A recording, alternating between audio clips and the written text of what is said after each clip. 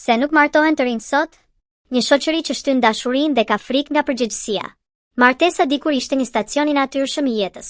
Sot, për shumë të rinj, ajo është kthyer në një pyetje pa përgjigje, në një ide të largët ose në një bar që shtyhet pafundësisht. Nuk është se të rinj nuk dashurojnë më. Përkundrazi, ata dashurojnë shpesh fort, ndonjëherë edhe më sinqerisht se brezat e mëparshëm. Por ata nuk martohen. Pse? Përgjigjja nuk është e thjeshtë dhe as e vetme. Ajo është një ndërthurje frike, pasigurie ekonomike, zhgënjimi shoqëror dhe transformimi të thellë të vlerave. Një frika nga pasiguria ekonomike. Martesa nuk është vetëm ndjenje. Ajo është edhe strukturë. Dhe struktura kërkon bazë ekonomike. Brezi i sotëm rritet në një realitet ku paga është e ulët. Shirat janë të papërballueshme. Puna është e pasigurt. Emigrimi shihet si shpëtim, jo si zgjedhje. Si të ndërtohet një familje kur nuk di nëse muajin tjetër do kesh punë? Si të premtohet stabilitet kur vetë jeta është e pashëndrueshme? Të rinj nuk po refuzojnë martesën, ata po refuzojnë premtimin e rrem. 2. Humbja e besimit te institucionet dhe modeli shoqëror. Martesa është një kontratë shoqërore. Por çfarë ndodh kur shoqëria vetë ka humbur besueshmërinë?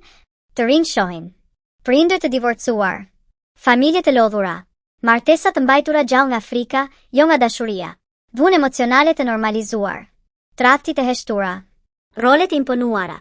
Ata pyesin veten: pse duhet ta përsëris këtë cikël? Kur modeli që sheh nuk frymëzon, por tremb, zgjedhja për të mos u martuar bëhet një akt vetëmbrojtjeje. 3. Individualizmi, liri apo vetmi e maskuar? Shoqëria moderne e ka shndërruar lirinë personale në fe.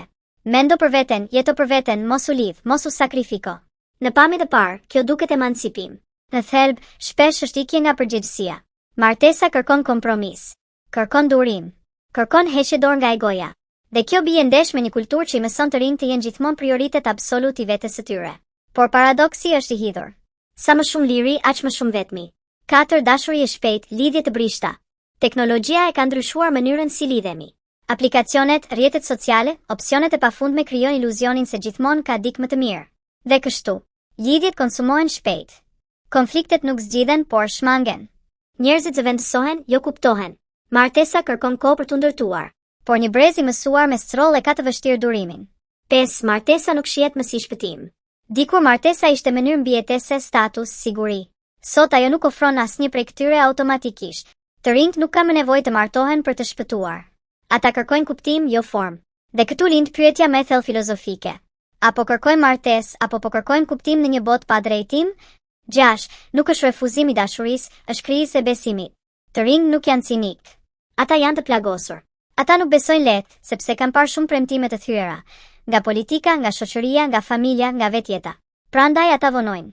Prandaj hezitojnë. Prandaj zgjedhin të presin. Jo sepse nuk duan të ndërtojnë, por sepse nuk duan të ndërtojnë mbi rër.